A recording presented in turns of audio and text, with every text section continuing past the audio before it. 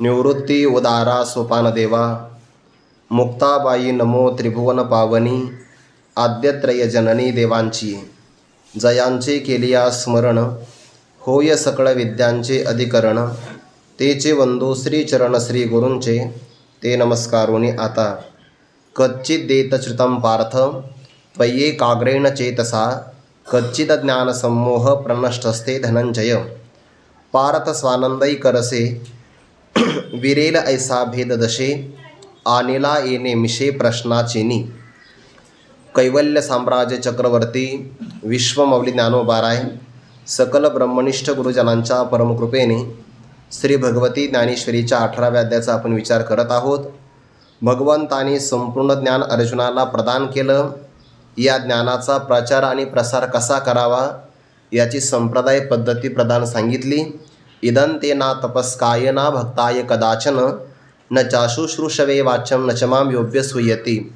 जो तपस्वी नाही, गुरूंची भक्ती करत नाही, ज्याला श्रवणाची किंवा सेवेची आवड नाही, किंवा जो परमात्म्याची निंदा करतो, दोषारोपण करतो, त्याला हे ज्ञान सांगू नये. व अर्थापत्तीप्रमाणाने कोणाला सांगावं? ज्याच्या जीवनामध्ये तप आहे, जो गुरुदेवांची भक्ती करतो, ज्याला ऐकण्याची उत्कट इच्छा आहे आणि जो संतांची किंवा देवाची निंदा करत नाही, त्याला हे उदार मनाने सांगावं.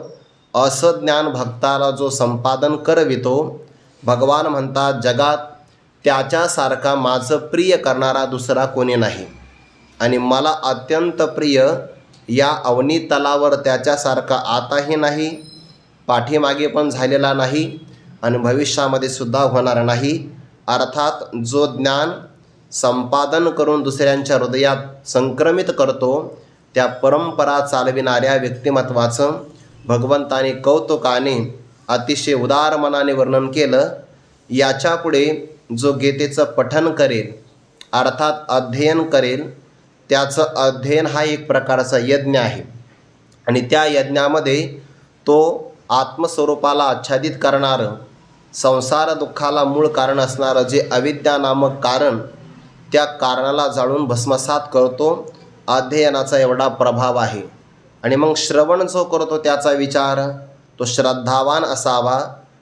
अनसूया म्हणजे गुणाच्या ठिकाणी दोषारोपण न करणार असावा. जर त्याने श्रद्धेनंही गीतापाठ श्रवण केला तर तो सुद्धा दोषापासून, पापापासून, अनेक प्रकारच्या विकारापासून मुक्त होतो. आणि ज्या लोकांतराला जाण्याकरता उत्कृष्ट पुण्य करावं लागतं, त्या पुण्यकर्म करणाऱ्या लोकांतराला हा गीतेच्या श्रवणामुळे सहज जातो. कारण गीतेचं एक एक अक्षर कानावर पडलं तर एक एक अश्वमेध पूर्ण झाल्याचं पुण्य प्राप्त होतं. हाही विचार आपण पाहिला. भगवान अंततोगत्वा असं म्हणतात की अर्जुना, या कारणामुळे हा गीतेचा विस्तार राहू दे, पण ज्या करता आम्ही शास्त्राचा विस्तार केला आहे ते तुझं कार्य झालं की नाही हे आम्ही तुला विचारतो आहे. अर्थात भगवंताने यातून आचार्यांचं कर्तव्य सूचित केलेलं आहे. एखादे आचार्य, काल आपण विचार केला, परमार्थाचा एक प्रवास प्रयत्नाचा आहे आणि एक प्रवास प्रसादाचा म्हणजेच कृपा प्रसादाचा आहे. जोपर्यंत आपल्याला श्रीगुरूंची प्राप्ती होत नाही तोपर्यंत प्रयत्न बलवान आहे, पण एकदा श्रीगुरूंची आपल्याला प्राप्ती झाली तर पुढचा जो प्रवास आहे तो प्रसादाचा म्हणजेच प्रसन्नतेचा आहे. श्रीगुरू प्रसन्न झाले तर सगळ्या प्रकारचं साधकाचं कार्य होतं. म्हणून परमार्थामध्ये साधकाला अहंकार, गर्व असण्याचं काही कारण नाही, कारण त्यांनी स्वतः काही मिळवलंच नाही. भगवान म्हणतात ना, जया सद्गुरू तारू पुढे, जे अनुभवाचे कासे गाढे, जया आत्मनिवेदन तरांडे आकळले, किंवा अगर्वता करावे दास्य सकळ, हा सगळा विचार आहे. म्हणून परमार्थातला इथपर्यंतचा प्रवास झाला तर आचार्यांचं एक कर्तव्य आहे की आचार्याने साधकाला पुन्हा एकदा विचारावं. आणि भगवान म्हणतात अर्जुना, हे पार्था, एकाग्र चित्ताने तू हे सगळं श्रवण केलंस ना? जर श्रवण केलं असेल तर मी तुला विचारतो, अज्ञान संमोह, अज्ञानापासून निर्माण झालेला जो मोह तुझ्या अंतःकरणात आला होता तो प्रकर्षे करून नष्ट झाला की नाही ते तू मला सांग. 2 प्रश्न केले. कोणते? श्रवण चांगलं केलं का हा पहिला प्रश्न. दुसरा प्रश्न, त्यातून तुझं अज्ञान निवृत्त झालं की नाही मला सांग. जर श्रवणामध्ये काही अडचण आली असेल तर मी तुला परत सांगेन. आणि एवढं करून जर अज्ञान गेलं नसेल तर जोपर्यंत तुझं अज्ञान जाणार नाही तोपर्यंत मी कंटाळा करणार नाही. 4थ्या अध्यायामध्ये एक ओवी बघा. भगवान असं म्हणतात, हा सगळा युद्धाचा प्रसंग आहे, पण अर्जुना काय करावं? तरी नावे कहे साहावे, गाजा बजेही मनेन धरावे, परी तुझे अज्ञानत्व हरावे लागे आधी. आता हे सगळं तू सहन केलं पाहिजे. आम्हाला माहिती आहे की ते विक्षेप होतो आहे, परंतु नावे कहे साहावे, सहन करावं लागेल. यामध्ये असणारा हा गोंधळ किंवा कोलाहल मनामध्ये धरू नये. का? तुझं अज्ञानत्व आम्हाला पहिल्यांदा हरण करायचं आहे. हे श्रीगुरूंचं कर्तव्य आहे. श्रीगुरूंनी साधकाला बाकी काही नाही दिलं तरी चालेल, फक्त त्याला ज्ञान चांगलं द्यावं. नाहीतर मग त्याच्या उदरनिर्वाहाची काळजी करत राहावं किंवा त्याचा भविष्याचा विचार करावा. हे श्रीगुरूंचं खरं कर्तव्य नाही. आणि व्यवहारातले लोक त्यांना श्रीगुरू म्हणतात की आमच्या गुरूने आमचं सगळं व्यवस्थित केलं बघा, काही काळजीच राहिली नाही आम्हाला. त्या काळजी काही महत्त्वाच्या नाही. अज्ञान नावाचं जे काही सगळ्यात मोठा अनर्थ आहे तो निवृत्त करणं हे त्यांचं कर्तव्य आहे. विचारसागरातल्या 3ऱ्या तरंगात ना श्रीगुरूंचं कर्तव्य आलं आहे बघा. 5 प्रकारचा भेद हा दुःखाला कारण आहे आणि भेद निवारण करणं हे श्रीगुरूंचं कर्तव्य आहे. भेदाला कारणच आत्मस्वरूपाचा अज्ञान आहे. म्हणून जीव जीवाचा, जीव जडाचा, जीव ईश्वराचा, ईश्वर जडाचा आणि जडा जडाचा, असा जो काही जीव जीवा 5 प्रकारचे भेद सांगितले की नाही, त्या सगळ्या भेदाचं निराकरण करणं हे श्रीगुरूंचं कर्तव्य आहे. आणि म्हणून भगवंताने अर्जुनाला विचारलं, अर्जुना बाकीचा सगळा विषय राहू दे, पण हा शास्त्र सिद्धांत तू एकाग्र चित्ताने श्रवण केला तो तुला समजला की नाही? कारण हे ज्ञान आम्ही तुला सांगण्याच्या अगोदर आम्हाला हे चित्तात प्रविष्ट करायचं होतं. मग आता चित्तात तर ते काही सरळ जाणार नाही, याकरता ते आम्ही कानाच्या हातात दिलं. मग कानाचं एक कर्तव्य आहे की त्याने ते चित्तापर्यंत पोचविलं पाहिजे. खरं असंच आहे बरं. शब्द कानाला कळतात, शब्दाचा अर्थ मनाला कळतो, त्यातला भावार्थ बुद्धीला कळतो आणि त्यातला गूढ अर्थ जो आहे तो गुरुकृपेने समजत असतो. आणि शब्दाने, आणि म्हणून ऐकणं फार महत्त्वाचं आहे. बऱ्याचदा आपल्याला शब्द कळतात आणि आपण श्रवण करण्याकरता आलेलोही असतो, पण कधीकधी आपले कान किंवा मन चंचल झाल्यामुळे ते शब्द मनापर्यंत जात नाहीत. म्हणून जिथं कान म्हणजे श्रवण इंद्रिय आणि मन दोघाचं पण संयोग असेल त्याला अवधान असं म्हणतात. तरी अवधान एकले दिजे मग सर्व सुखाशी पात्र व्हायचे. जर अवधानच नसेल तर त्याचा उपयोग होत नाही.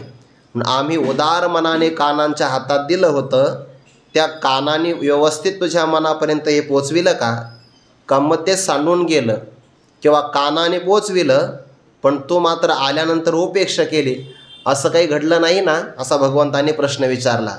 जर कानाने त्याचं काम व्यवस्थित प्रामाणिकपणाने केलं असेल आणि या ज्ञानाची उपेक्षा तुझ्याकडून घडली नसेल तर मग मी तुला जे विचारतो त्याचं उत्तर योग्य आलं पाहिजे. म्हणून भगवान म्हणतात, तरी स्वाज्ञानजनिते मागिले मोहे तुते, भुलविले तो इथे असे की नाही, हे बहुपुसो काही सांगे तू आपल्या ठाई, कर्माकर्म काही देखतासी. मागच्या स्वस्वरूपांच्या अज्ञानापासून निर्माण झालेला जो भेद आहे, मोह आहे, त्याने तुला भुलविलं होतं. पराक्रमी असणारा जरी व्यक्ती असेल ना तर मोह त्याला निर्मळ करून टाकतो बघा. ज्ञानोबा म्हणतात ना, जैसे भ्रमरभेदी कोडे भल तैसे काष्ट कोरडे, परी कळिके माझे सापडे कोवळीये, ते तर उत्तीर्ण होईल प्राणे, परी ते कमळदळ चिरून येणे, तैसे कठीण कोवळेपणे स्नेह देखा, हे आदिपुरुषाची माया ब्रह्मयाही नयेची आया. म्हणोनी भुलला असा शब्द नाही बरं, भुलविला हा शब्द फार महत्त्वाचा आहे. अर्जुन हा भुलला नाही, मुद्दाम भुलविला, कारण हे ज्ञान प्रगट करायचं होतं ना. भुलविला शब्द वेगळे की नाही, म्हणून तर भुलविले वेणू नादे, तसा इथं भुलविला असा अर्थ आहे त्याचा. हे आदिपुरुषाची माया भगवंताने हे कार्य निर्माण केलं. मग ज्या मोहाने तुला भुलविलं त्या मोहाचं कारण आहे आत्मस्वरूपाचं अज्ञान, आणि अज्ञानाचं निवारण करणारं आहे अध्यात्मज्ञान, आत्मज्ञान. ज्याला आत्मज्ञान प्राप्त झालं म्हणून ज्ञानामध्ये मोह नसतो. बरं, ज्याला ज्ञान प्राप्त झालं त्याला मोह नसतो. हे आपण कधीतरी उदाहरण पाहिलं असेल की एक महात्मा रेल्वेमध्ये प्रवास करू लागले. आता प्रवासामध्ये टप्पे फार असतात रेल्वेमध्ये. ज्याचं जेवढं तिकीट तेवढी त्याची सुविधा. ज्याला सुविधा घ्यायचीच नाही आणि फुकट प्रवास करायचा ते जनरलमध्ये जायचं, जागाच मिळत नाही, उभं राहायला मिळालं तर भाग्य त्याचं. मग कधी कधी शयनयान असतं, ए सीमध्ये सुद्धा प्रकार आहे. मग आपल्याला जर एकांतात प्रवास करायचा असेल तर मग आपण त्याला फर्स्ट क्लास, सेकंड क्लास, ए सीचे तिकीट असतात की नाही. मग त्यामध्ये गर्दी नसते. समोर 2 माणसं, अलीकडे 2 माणसं, कधी समोर 3 अलीकडे 3, कधी कधी समोर 1 आणि अलीकडे 1, असे प्रकार असतात. मग महात्म्याने एक तिकीट बुक केलं. आता हे इंग्रजी सांगावं लागतं, त्याला पर्याय नाही. आणि मग ते महात्मा एका असणाऱ्या बाकावर आणि शिष्य एका बाकावर. तर महात्म्याचं थाट पाहिला, भगवे कपडे, त्यानंतर 2-3 पिशव्यात ग्रंथ आणि कपडे, दुसरं काय असणार आहे. महात्म्याला भूक लागली तर काजू बदाम ते त्यामध्ये होतं. समोरच्या व्यक्तीला ते पाहिलं, जळफळाट निर्माण झाला. तुम्ही तर महात्मे आहात ना, आणि मग तुमच्यात आणि आमच्यात फरक काय आहे. कारण आम्हीसुद्धा रेल्वेनेच प्रवास करतो, तुम्ही त्यानेच प्रवास करता. सुविधा आम्हालाही लागते, तुम्हालाही लागते. बरं, आमच्याकडे कपडे आणि तुमच्याकडे पिशव्याचं आहे. आम्हाला खायला इथलं लागतं आणि तुमच्याकडे काजू बदाम आहे. बऱ्याच माणसाची गरिबी असते तर ते गरिबी काजू बदामावर भागवतात. असंही असतं कधी कधी. तसा तुमचा काही प्रकार आहे का काय. मग तुमच्यात आणि आमच्यात फरक काय, काही उत्तर महात्म्याने दिलं नाही. थोड्या वेळाने आता ते थंडीचे दिवस, एका स्टेशनवर रेल्वे थांबली. थांबल्यानंतर महात्मा चहा घ्यायला गेले. चहा घेण्यात काही महात्मे पण काही चहावर अवलंबून नसतं. याचा अर्थ असा नाही की साधकांनी चहाच घेतली पाहिजे, असाही त्याचा काही अर्थ नाही. पण मग आता ते चहा घेऊ लागले. थंडी असल्यामुळे उष्णता यावी यासाठी. तेवढ्यात तो व्यक्ती बरोबर त्यांच्या समोरच आला. बघा, म्हणजे तुम्हालाही चहा आवडते का, मलाही आवडते, तुमच्यात आणि माझ्यात फरकच काय. महात्मा म्हणले थांब थोडंसं. आणि मग तेवढ्यात त्या रेल्वेचा भोंगा वाजला. त्याच्यात असं आहे 2दा वाजते तेव्हा रेल्वे निघते. एकदा वाजला की सावध व्हायचं आणि चढायचं गाडीमध्ये.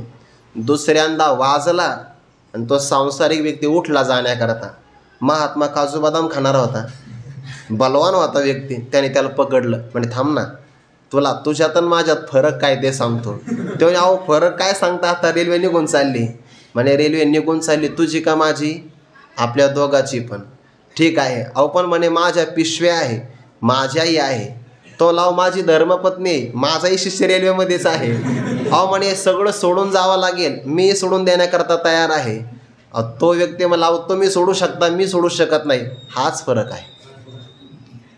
तू सोडू शकत नाही, मी एका क्षणात सोडू शकतो. ज्ञानात मोह नसतो. बघा, ज्या मोहाने तुला भुलविलं तो इथे आहे की नाही सांग आम्हाला. जाऊ दे बाकीचं काय विचारतो, सांग बरं, कर्म किंवा अकर्म तुझ्या ठिकाणी तू पाहतोस काय. आता खरं सांगायचं, सामान्य वक्त्याला सुद्धा हे कळतं. जर वक्ता चांगला अभ्यास असेल ना तर त्याला श्रोत्याच्या चेहऱ्यावरून कळतं की आपण जे सांगतो हे यांना झेपतं का न झेपतं, का ट्रॅक चेंज करायचा, असं त्यांना कळतं की नाही. मग आता सामान्य वक्त्याला जर हे श्रोत्याच्या चेहऱ्यावरून कळतं तर देव तर सर्वज्ञ आहे की नाही. मग देवाला अर्जुनाच्या चेहऱ्यावरून कळालं असतं. मग प्रश्न का केला, ज्ञानोबा त्याचं कारण सांगतात. तुम्ही भगवद्गीतेवर असणाऱ्या इतर महापुरुषांच्या कितीही टीका बघा, व्याख्यानं बघा, जे बारकावे त्यांनी कुठंच सांगितले नसेल ते ज्ञानोबा सांगतात. आता इथपासून पुढची जी आहे ना ती ज्ञानेश्वरी आहे. आतापर्यंत झालं ते श्लोकाचं व्याख्यान आहे. भगवंताने अर्जुनाला प्रश्न का विचारला त्याचं कारण ज्ञानोबा सांगतात. पार्थ स्वानंदई करसे विरेल आयसा भेद दशे आनिला येणे मिशे प्रश्नाचे नि. हे प्रश्नाचं निमित्त आहे. बरं, 8व्या अध्यायामध्ये ओवी फार गोड आहे. ज्ञानोबा म्हणतात भगवान परमात्मा रागावून कोप धारण करून ज्याला मारतात त्यालाही परब्रह्म साक्षात्कार होतो. आणि मग कृपेनं उपदेश केल्यानंतर अर्जुनाला परब्रह्म साक्षात्कार होणार नाही का? सहजच होणार की नाही. देवाला हे माहिती होतं, अरे मी रागावून मारलं तरी साक्षात्कार आहे, आणि प्रसन्नतेने उपदेश केला तर साक्षात्कार का होणार नाही कैमुत्तिक न्यायाने? तरी पण प्रश्न विचारला. त्यातला बारकावा ज्ञानोबाऱ्या सांगतात, हे कोणीच नाही सांगणार, हे फक्त ज्ञानोबाऱ्या सांगतात बरं. म्हणून अपूर्व टीका आहे बघा ज्ञानोबाऱ्यांची, अपूर्व. का प्रश्न केला? अर्जुना, मी सांगितलं तुला हे समजलं की नाही? का उपेक्षा करून मध्यंतरी सोडून दिलं? हा प्रश्नाचं फक्त निमित्त आहे. का प्रश्न विचारला? भगवंताला भीती वाटली. कारण पार्थ स्वानंदई करसे विरेल, हा जो अर्जुन गीता ऐकण्याकरता इथं आलेला आहे की नाही, या अर्जुनाची हे ज्ञान श्रवण करण्याकरता वृत्ती जर अंतर्मुख झाली आणि वृत्तीने जर मी ब्रह्म आहे अशा प्रकारचा दृढ निश्चय केला, तर वृत्ती ही निवृत्ती झाली. जन न दिसे तेथे एक भूमिका अशी आहे की ज्यामध्ये बाह्य ज्ञानासाठी वृत्ती व्याप्ती पण लागते आणि फलव्याप्ती पण लागते. वृत्ती व्याप्तीने अज्ञानाचं आवरण जातं आणि फलव्याप्तीने पदार्थाचं प्रकाशन होतं. पण जेव्हा आत्मसाक्षात्कार व्हायचा असतो तेव्हा फक्त वृत्ती व्याप्तीची अज्ञानभंग करण्यासाठीच आवश्यकता आहे, पण फलव्याप्ती म्हणजे चिदाभास ते आत्मस्वरूपाचं प्रकाशन करण्यासाठी त्याची गरज नाही. मग जेव्हा वृत्ती अंतर्मुख होते, आत्मस्वरूपाचं अज्ञान निघून जातं, तेव्हा वृत्तीला काही काम राहत नाही. लाकडाला अग्नी लागला, लाकडाला जाळण्याचं काम संपलं, अग्नी राहत नाही, निघून जातो. तसं एकदा साक्षात्कार प्राप्त झाला की वृत्ती परत राहत नाही, आणि जर वृत्ती राहिली नाही तर महात्म्याला कोणतं कार्य करता येत नाही. म्हणून भगवान असं म्हणतात, हा पार्थ स्व आनंदई करसे, आनंदाच्या स्वात्मभूत असणाऱ्या स्वरूपाच्या आनंदाशी समरस झाला तर हा विरेल, विरघळून जाईल. म्हणजेच काय? अर्जुन रूपाने शिल्लकच राहणार नाही. आणि जर हा अर्जुन शिल्लक राहिला नाही तर मग देहावर येणार नाही. देहावरच आला नाही तर मी क्षत्रिय आहे असा बोध होणार नाही. क्षत्रिय आहे असं कळालं नाही तर मी रणांगणात युद्ध करता आलो हे होणार नाही. युद्ध झालं नाही तर धर्माचं रक्षण होणार नाही, आणि मला तर धर्माचं रक्षण करायचं. मग याला आता ब्रह्मभावातून, ब्रह्मापासून वेगळा मी अर्जुन या भेददशेवर आणावं लागेल. आणि याकरता प्रश्न विचारला. आपल्यामध्ये दादांना माहिती असेल, ते एक आपल्या आनंदाश्रमामध्ये भोयटे तात्या होऊन गेले. स्वामी महाराजांची त्यांनी खूप सेवा केली आणि ते सकाळी निधिध्यासन करायचे. आम्ही तेव्हा 4थ्या वर्षाला होतो. कन्हैया आश्रमामध्ये निधिध्यासन करता करता त्यांना समाधी लागली. आणि असं आहे, समाधी लागली आणि जर तो व्यक्ती वृत्तीवर आला नाही तर त्याचा देह पडू शकतो थोडा काही वेळ गेल्यानंतर. आणि मग त्यांना त्या वृत्तीवर आणण्यासाठी मग स्थितप्रज्ञेचे लक्षण आहे की नाही, दुसऱ्या अध्यायातली त्याची पारायणं केली. मग त्या ओव्याचं जे काही कंपन आहे त्या शब्दाच्या सामर्थ्यामुळे पुन्हा ती वृत्ती त्या स्वरूपातून बाहेर आली. आणि त्यांना विचारलं, कुरोरे मारुती बाबा पण तिथं होते बघा, आपणही प्रसंग पाहिला असेल. मग त्यांना विचारलं तात्यांना की तुमचा अनुभव काय? ते मी फक्त आनंदात होतो, मला बाकीचं जग काहीच आठवत नव्हतं. तशी जर अवस्था अर्जुनाची झाली तर हा युद्धच करणार नाही. म्हणून पार्थ स्वानंदई करशे विरेल ऐसा भेद दशे आणिला. भेद दशेमध्ये परत माघारी आणिला, बघा क्रियापद कसं आहे, तो आला असा अर्थ नाही आहे. पुढे एक शब्द येतोय तो आला म्हणून, पण इथे मात्र आणिला म्हणजे हे देवाचं काम आहे. त्याला पुन्हा भेददशेवर आणलं देवाने, पण कसं? येणे मिशे प्रश्नाचे नि, या प्रश्नाच्या निमित्ताने जो अर्जुन स्वरूपाशी एकरूप होत होता तो पुन्हा देवाने माग आणला. असे ज्ञानेश्वरीमध्ये बरेच ठिकाणं आहे की ज्या ज्या ठिकाणामध्ये परमात्म्याशी एकरूप होता होता पुन्हा भक्तराज अर्जुनाला भगवंतांनी एकरूप होऊ दिलं नाही. कारण जर हा एकरूप झाला तर युद्ध करण्याकरता वृत्तीशून्य अवस्थेमध्ये गेला तर युद्ध काही घडणार नाही. म्हणून भगवंताने मागं आणलं. बघा, पूर्ण ब्रह्म झाला पार्थ तरी पुढील साधावया कार्यार्थ, मर्यादा श्रीकृष्णनाथ उल्लंघवनिधी, एरवी आपुले करणे सर्वज्ञ काय तो नेणे, परी केले पुसणे याचे लागी. एवं करून या प्रश्न न सतेचे अर्जुनपण आणून या जाली पूर्णपण ते बोलवी स्वये. या 4 ओव्यांचा एकत्र विचार आहे बरं, सगळ्या ओव्यांचा एकत्र विचार आहे. पूर्ण ब्रह्म झाला पार्थ. पूर्ण ब्रह्म म्हणजेच काय? ज्यामध्ये मी ब्रह्म आहे हाही भाव शिल्लक राहत नाही. ते तैसे अज्ञान ज्ञाने नेले आपणही वस्तू देऊन गेले, ऐसे जाणणे विन उरले जाण तेजे. याला म्हणतात पूर्ण ब्रह्म अवस्था. पूर्ण ब्रह्म अवस्थेमध्ये अगोदर देह मी ही अवस्था असते. देह मी याला घालवणारी मी ब्रह्म अशी अवस्था असते. आणि मी ब्रह्म ही अवस्था मी देह आहे या भूमिकेला घालवल्यानंतर स्वतः निवृत्त होऊन जाते. मग तिथं राहतं काय? तिथं शून्य राहत नाही, द्वैत राहत नाही. मग काय राहतं? आहे आणि नाही याच्या वाचून जे आहे ते राहतं. आणि ते शब्दात काही सांगता येत नाही. शब्दात नाही ज्ञानोबा म्हणतात तरी नाही किरणो हे न साहे असणेही. ज्याला आहे हेही सहन होत नाही आणि नाही असा अभावही ज्याच्या ठिकाणी नाही. म्हणजे भावरूप तर आहे पण त्या भावरूप असणाऱ्या स्वरूपाला कोणी विषय करत नाही. नाही म्हणण्याची सोय नाही. आहे म्हणा, आहे त्याला सहन होत नाही. याला म्हणतात पूर्ण ब्रह्म. पूर्ण ब्रह्म झाला पार्थ. अर्जुन पूर्ण ब्रह्मस्वरूपाला प्राप्त झाले तरी पण पुढील साधावया कार्यार्थ. पुढचं कार्य हे देवाला साध्य करायचं होतं. कोणतं कार्य बरं? धर्मरक्षण. म्हणून जरी आपल्याला पूर्णबोध झाला, जोपर्यंत आपला देह आहे तोपर्यंत आपण आपल्या वाट्याला आलेलं कर्तव्य कर्म सोडू नये, भजन सोडू नये, उपासना सोडू नये, तीर्थयात्रा सोडू नये. म्हणून तर जीवनमुक्त ज्ञानी जरी झाले पावन तरी देव तीर्थ भजन न सांडिती.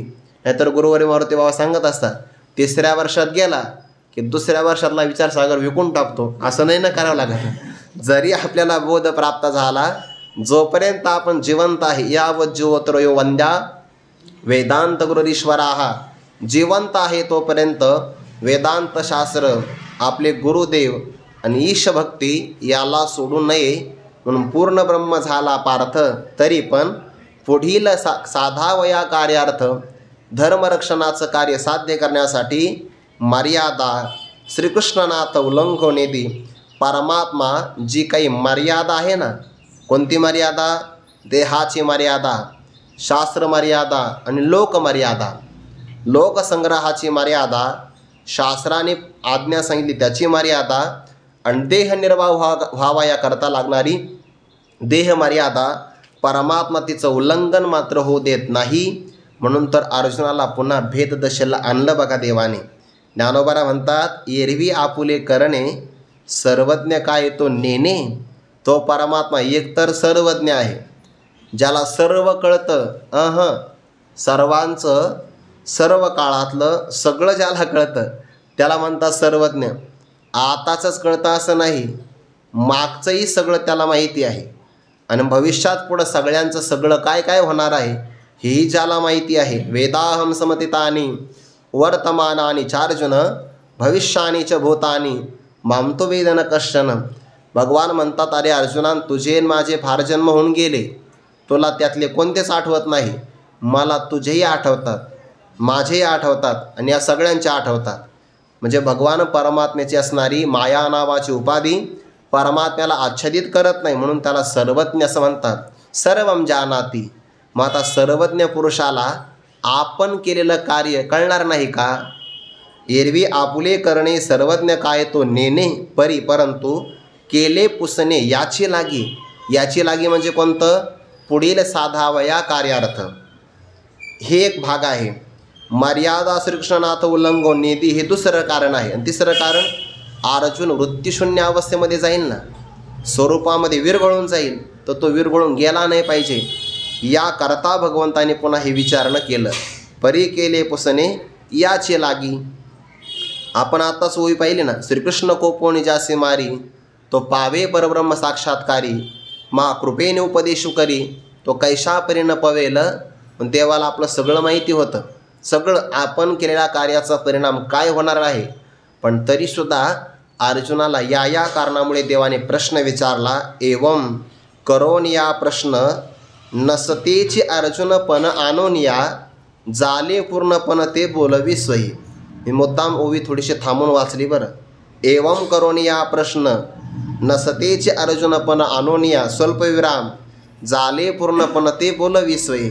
बाबांच्या ज्ञानेश्वरीमध्ये असेल बघा स्वल्पविराम. एवं याप्रमाणे प्रश्न करोनिया देवाने प्रश्न केला.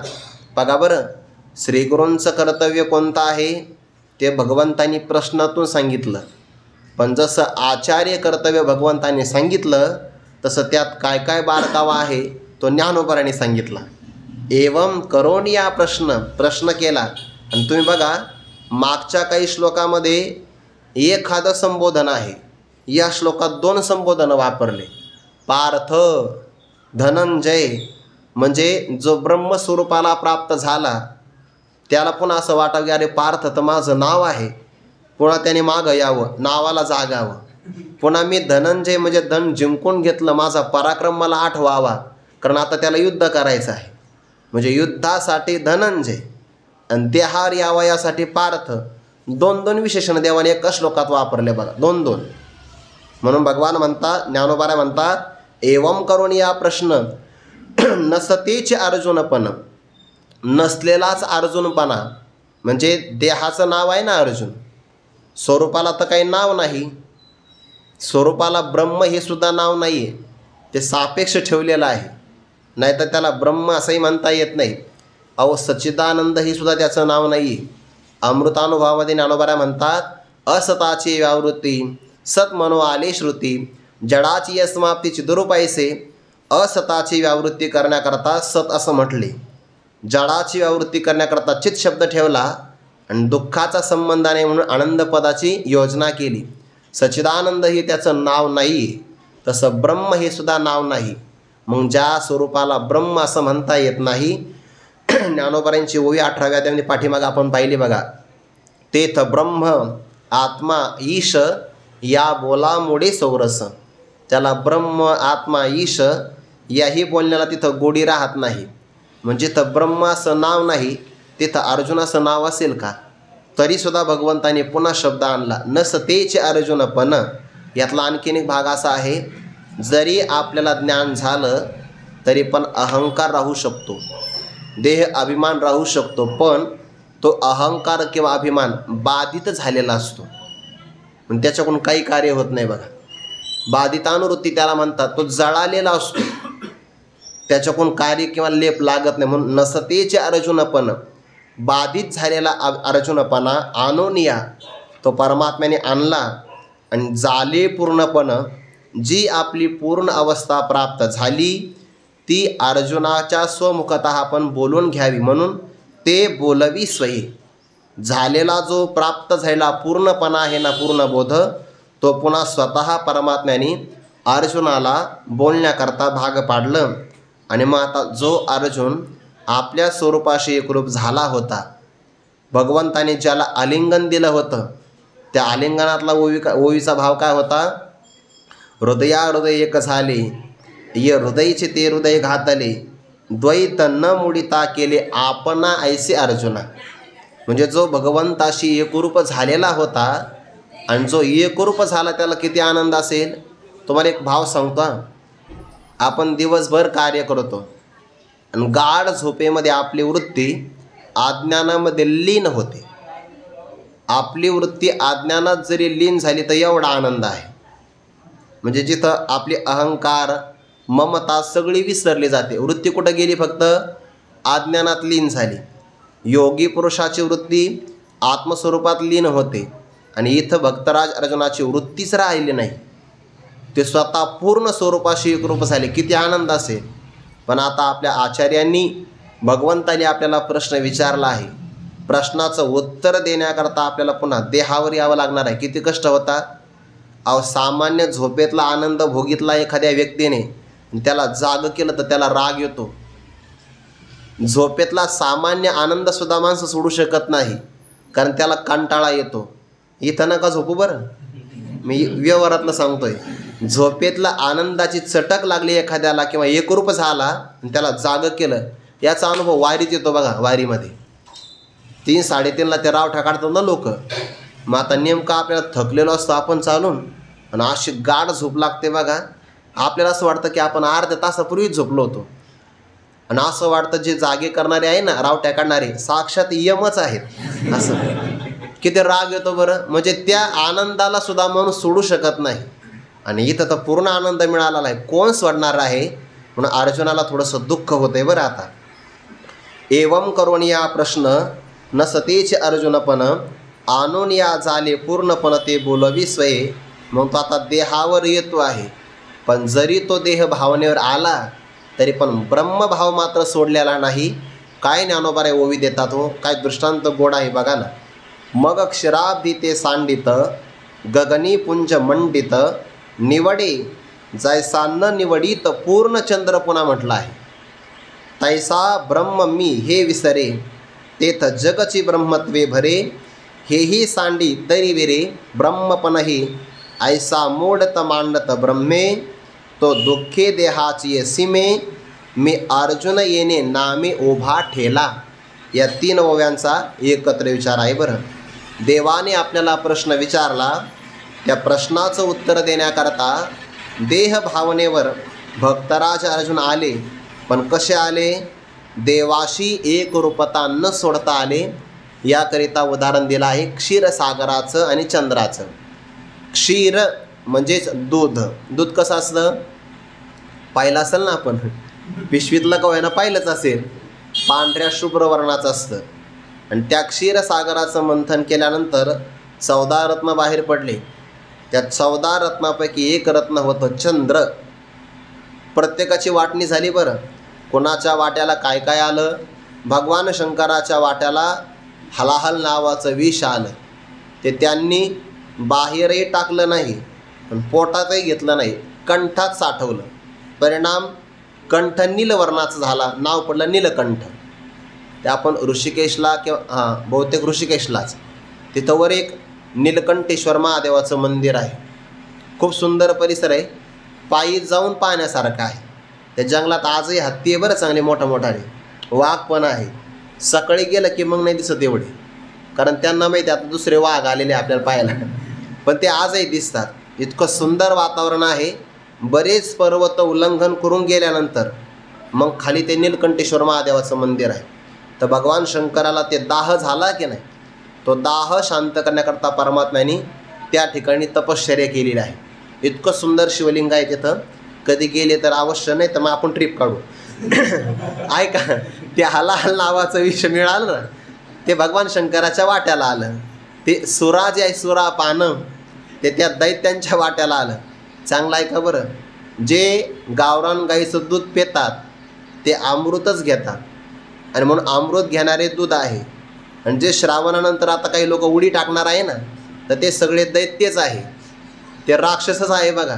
कारण राक्षसांच्या वाट्याला तेव्हापासून सुरा आलेली आहे. सुरा पान करणारे सगळे राक्षस आहे, यामध्ये संशय करण्याचं काही कारणच नाही. मग आता त्यातून 14 रत्न बाहेर पडले. त्यातला एक रत्न आहे लक्ष्मी माता, जी समुद्राची कन्या आहे. आणि एक रत्न आहे चंद्र, जो क्षीरसागराचा मुलगा आहे बघा. आणि मुलगा कसा असो? आत्मा वै पुत्र नामासी. आपलाच आत्मा म्हणजे मुलगा असतो. पण जसा क्षीरसागर पांढरा शुभ्र आहे, तसा चंद्रही कसा आहे? पांढरा शुभ्रच आहे. पण ज्ञानोबाने अपूर्ण चंद्र नाही घेतला बरं. इथं काय हातवटी ज्ञानोबाने पूर्णचंद्र घेतला. का बरं? कारण पूर्णचंद्र पाहिला की समुद्राला आनंद होतो. ओनेने उमचला सुधाकर देखोने आपला कुमर मर्यादा क्षीरसागर विसरेची ना. तसं देवाला पण झालेलं आहे बरं. पुढेच ओवी येणार आहे या श्लोकाच्या नंतर. ही ओवी पुढे येणार आहे की जर ओणीव सांडली आपल्या मुलाने म्हणजे चंद्राने, तर समुद्राला आनंद होतो. म्हणूनच पौर्णिमेला त्याला भरती येते. आणि तसा पूर्ण चंद्र पाहिला की बापाला आनंद, तसा पूर्ण बोधाचा शिष्य पाहिला की श्री गुरुला आनंद. आणि म्हणून उत्तर देण्याकरता भक्तराज अर्जुन देहावर कसे आले याकरिता ज्ञानोबा म्हणतात, मग क्षीराब्धी ते सांडित. क्षीर म्हणजे दूध आणि अब्धी म्हणजे समुद्र.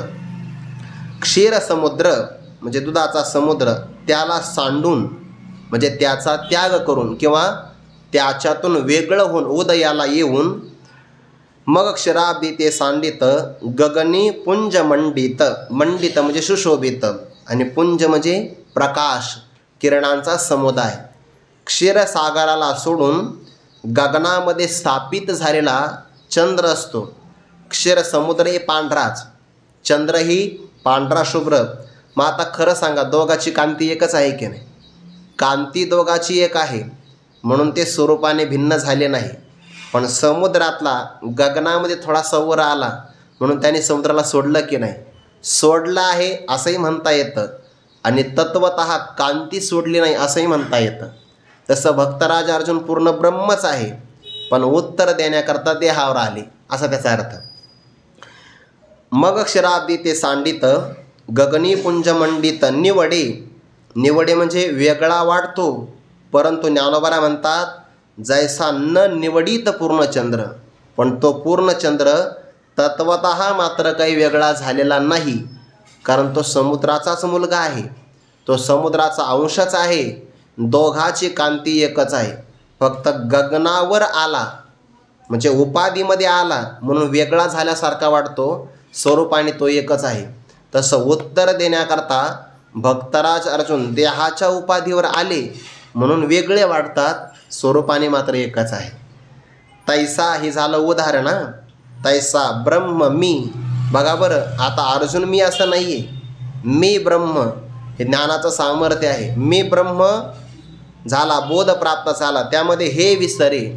हे म्हणजे काय? हे जग ज्याला ब्रह्मस्वरूपाचा अनुभव प्राप्त झाला तो इदम पदाला विषय होणार हे म्हणजे सर्वनाम आहे ना, हे दिसणारं सगळं दृश्य जगत त्याला तो विसरतो.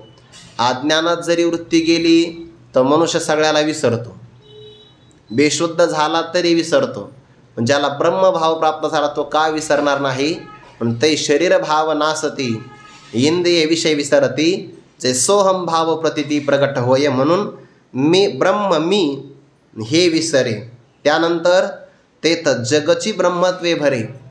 त्या ठिकाणी जर तो पाहू लागला तर संपूर्ण जगच ब्रह्मरूपाने भरून गेलेला आहे. याचा अर्थ मी वासुदेव तत्वता, वासुदेव सर्वमिती, समहात्मा सुदुर्लभा. ज्याला स्वतःला ब्रह्मभाव प्राप्त झाला त्याला जगतामध्ये कोणी बद्ध दिसत नाही बघा. म्हणून तर ज्ञानोबा म्हणतात ना, देखे आपुलिया प्रतिती जगचे मुक्त. ज्या निकषाने मी ब्रह्म आहे त्याच निकषाने सगळं जगच ब्रह्म आहे. सगळं अवघेची त्रैलोक्य आनंदाचे आता चरणी जगन्नाथा चित्त ठेले. म्हणून माय जगन्नाथ बाप जगन्नाथ हा अनुभव येतो. म्हणून मी ब्रह्म हे विसरे, ते तर जगची ब्रह्मत्वे भरे. पण या सगळ्या वृत्ती आहे बरं, हेही सांडी, ही सुद्धा वृत्ती तो सोडून देतो तरी विरे. त्यामध्ये ब्रह्मपणही विरे. म्हणजे काय? पहिल्यांदा मी देह ही वृत्ती आहे, त्याला घालवणारी मी ब्रह्म ही वृत्ती आहे. ज्याला मी ब्रह्म असा भाव प्राप्त झाला तो जगताला विसरतो. व्यापक बोध झाला की जग त्याला ब्रह्मरूपाने वाटू लागतं. पण त्याही सगळ्या वृत्ती विसरल्या की मी ब्रह्म आहे हेही तो विसरतो आणि मग त्याला सहज अवस्था प्राप्त होते. ज्या सहज अवस्थेमध्ये ब्रह्म, आत्मा, ईश, जीव, जग काहीच राहत नाही. म्हणून जीवभाव जगतभाव बाधे स्वात्मैव अवशिष्यते. म्हणून तिथं सहज अवस्था प्राप्त होते आणि त्या सहज अवस्थेचा लाभ झाला तर कोण मागं येणार आहे? म्हणून कधी कधी ब्रह्म, कधी जगताची प्रतीती, कधी जगताच्या प्रतीचा अभाव तर कधी कधी ब्रह्मभावाची विद्यमानता, असा तो आपल्या आनंदात येतो कधी जातो. म्हणून ज्ञानोबा म्हणतात ऐसा मोडत मांडत ब्रह्मे.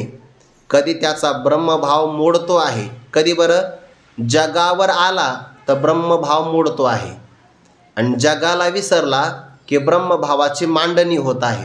नाहीसा मोडत मांडत ब्रह्मे.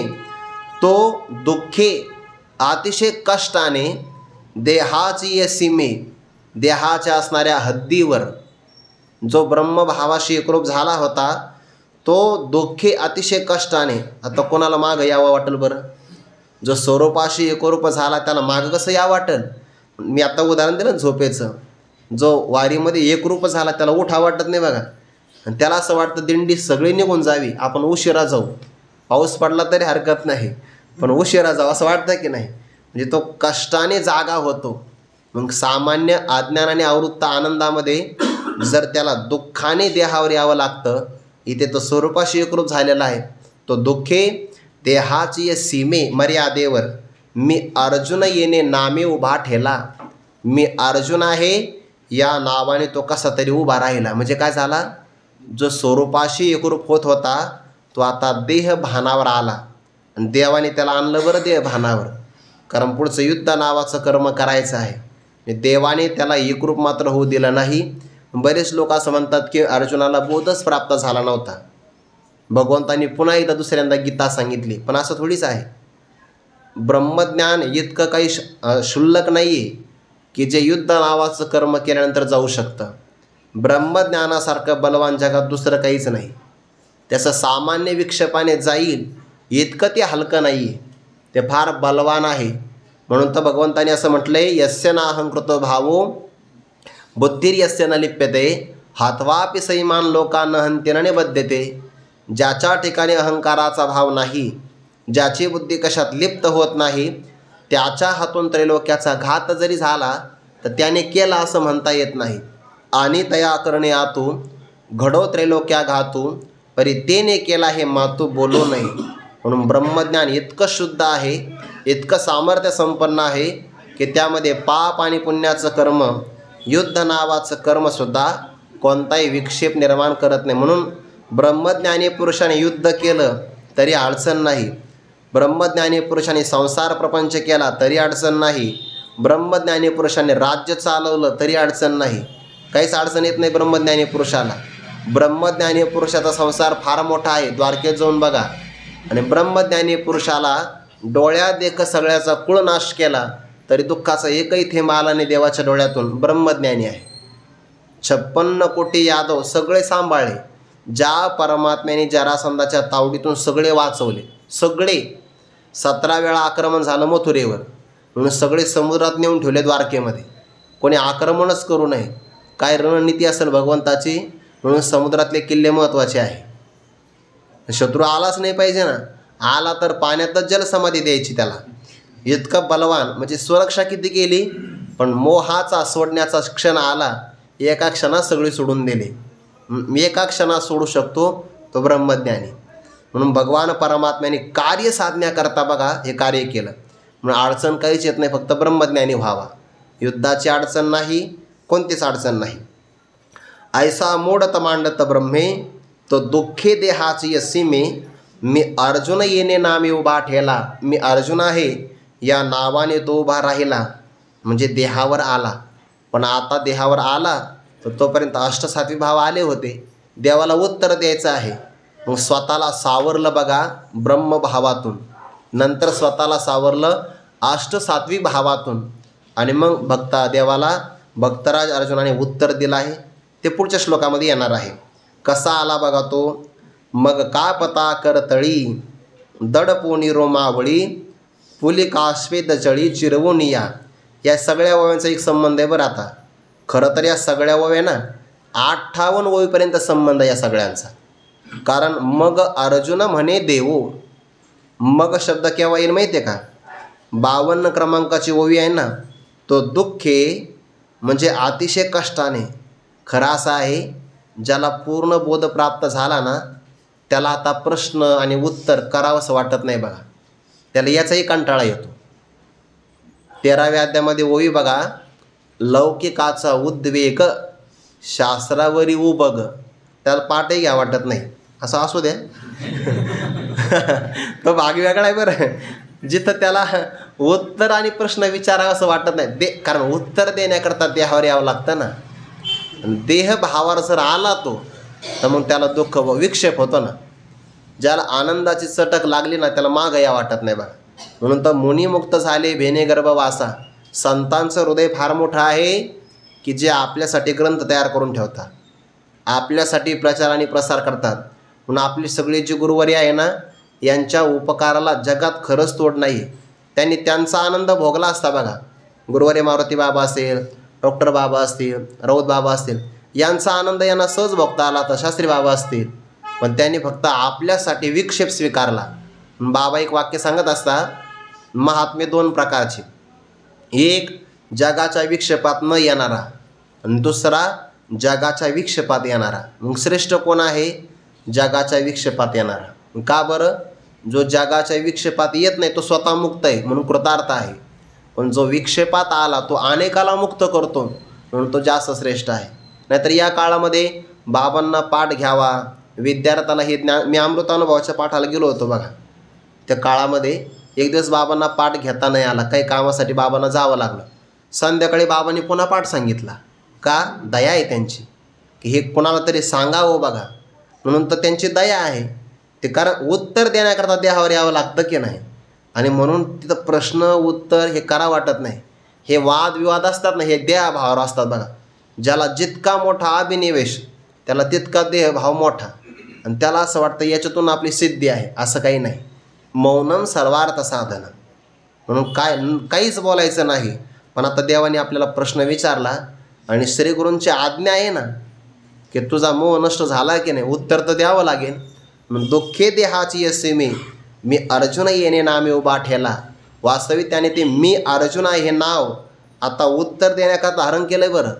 कारण भक्तराज अर्जुनाचा आता मी ब्रह्म आहे हाही भाव शिल्लक राहिलेला नाही, पण आता उत्तर द्यायचं. मग आला तो मी अर्जुन या नावावर. आल्यानंतर मग कापता करतळी, त्याच्या हाताशी थरथर थरथर कापत होते. अष्टसात्वी भाव आहे बरं हे. आता मग कापलेले जे हात थरथर कापत होते त्या हाताने रोमावळी दडपुनी, जे अंगावर रोमांच उभे राहिले होते की नाही, ते रोमांच त्याने आपल्या हाताने सावरले. त्याला आपल्या भाषेमध्ये काटा उभा राहिला असं म्हणतो आपण. अंगावर काटा आला की नाही, आनंदात येत असतो बरं का. मग त्याने ते रोमावळी सगळे मोजात कापता करतळी, त्याच्यामध्ये कापतोय, थरथर कापतो आहे.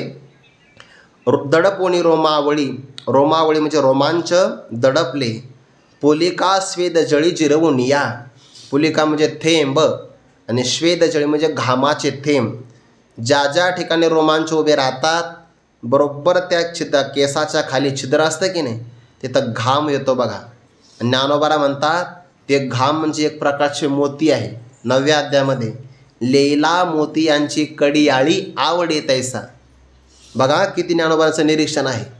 प्रत्येक रोम छिद्रावर एक एक प्रकारचा बिंदू आहे घामाचा, आणि तो बिंदू म्हणजे एक प्रकारचा मोती आहे, आणि मोत्याचीच असणारी एक प्रकारची साखळी, आणि तो सदरा अर्जुनाने परिधान केला असं वाटत होता. काय बारीक निरीक्षण असेल. पण हे ज्ञानोबारा काय सांगू शकतात? ज्ञानोबाने प्रत्यक्ष ते पाहिलं ना, कारण अर्जुनाला सांगणारेच ज्ञानोबारा होते ना तिथं, पण त्यांना सगळं माहिती आहे. पोलिका श्वेद जळी जिरवून या, ते लहान लहान थेंब जिथल्या तिथं जिरवून टाकले. प्राणक्षोभे डोलतया, जो श्वास चालू ना वेगामध्ये, त्या वेगात चालणाऱ्या श्वासामुळे प्राणाच्या क्षोभामुळे डोलतया, जे त्याचा अंग डोलत आहे ना, आनंदाने डोलत आहे आणि श्वासही त्यामध्ये चालू आहे. मग डोलणाऱ्या अंगाला स्थिर करावं लागेल. काही काही विद्यार्थ्यांना उत्तर देताना असे जागेला हलतात बघा, तसं उत्तर देता येत नाही ना. उत्तर असं स्थिर मनाने द्यावं लागतं. काही काही पोर असे जागेला हलतात बघा आणि मग उत्तर देतात. कधी लहान मुलं जेवताना सुद्धा बघा असे हलतात, मागे पुढे उड्या मारतात. तसं नाही, इथं अंगची टेकया, जे हलणारं अंग आहे की नाही डोलणारं, त्या अंगाला अंगाचाच टेका म्हणजे आधार द्यायचा. कसा द्यायचा? स्तंभ बसुनी, जणू काही आपलं अंगच आपल्या अंगाला आधार देण्याकरता खांब झालं आहे इतकं स्थिर राहायचं. आणि पण कसं? चाळया भुलोनिया, चाळया म्हणजे चलन, जे आपलं चलन आहे ना अंगाचं त्याला विसरायचं. इतके सगळे अष्टसात्विक भाव आले होते, ते सगळे सावरले. त्यानंतर आनंदामृत नेत्रयुगळाचे निवते, आनंदामृताचे भरिते ओसंडत ते मागुते काढोन्या. हे नेत्रयुगळ म्हणजे दोन प्रकारचे डोळे, दोन्ही डोळ्यांच्या कडातून आनंदाश्रू, त्याला ज्ञानोबाला अमृत म्हणतात. आनंदामृताचे भरिते, भरती आली होती आणि त्या भरतीमुळे ते डोळे पाझरत होते. ओसंडत, उसळत होते. ते मागुते काढोन्या, ते आनंदाश्रूसुद्धा सावरले बघा. स्वतः सगळे आवरले. अष्टसात्विक भाव परमार्थातली फार मोठी भाव अवस्था आहे, पण तीही आवरावी लागते बरं, कारण ती पण अंतःकरणाचीच भूमिका आहे. त्याच्याही पुढे जावं लागतं, नाहीतर मग त्यामध्ये अडकून बसणं हेही चांगलं नाही. भाव अवस्था फार मोठी आहे, पण तो पुरुषार्थ नाही. विविध औत्सुक्यांचे दाटी, विविध प्रकारची उत्कंठा, त्याला औत्सुक्य असं म्हणतात. अनेक प्रकारची उत्कंठा आणि त्यांची गर्दी म्हणजेच विपुल प्रमाणामध्ये होणारी दाटी झाली विपुल प्रमाणामध्ये, आणि ती उत्कंठा कंठात दाटत होती. म्हणजे आता काय बोलावं काय बोलू नये, सद्गदित कंठ झाला किंवा स्तब्ध झाला, पण तरीसुद्धा ते करुण्या पैठी हृदया माझी, उत्कंठा असते ते हृदयातून येते, आणि हृदयात आलेली उत्कंठा कंठात दाटते. मग त्यातले काही सांगता येतात मुखातून, काही सांगता येत नाही. म्हणजे विविध प्रकारची उत्कंठा कंठात जमा झाली होती, ते पुन्हा हृदयात माघारी नेली. कारण अनेक प्रकारचे भाव सांगायचे तर उत्तर राहील बाजूला, आणि आपल्याला उत्तर द्यायचं आहे. म्हणून ते करुण्या पैठी हृदया माझी किंवा उत्कंठा हृदयातून मग हळूहळू कंठातून पुढे प्रगट करायचे आहे असा अर्थ. वाचेचे वितुळणे सावरुनी प्राणे, अक्रमाचे श्वसने ठेवून ठाई, मग अर्जुन म्हणे देव. या वयचा पुढे संबंध येतो बरं.